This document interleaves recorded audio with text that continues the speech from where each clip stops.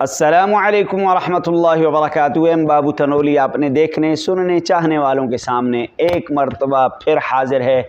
M बाबू तनोली आपके लिए बहुत अहम तरीन चीज़ लेकर हाजिर हुआ है। आप और हम इबादत करते हैं, कुरान पढ़ते हैं और नेक अमाल करते हैं, फिर दुआ करते हैं और हमारी और आपकी दुआ कबूल नहीं होती।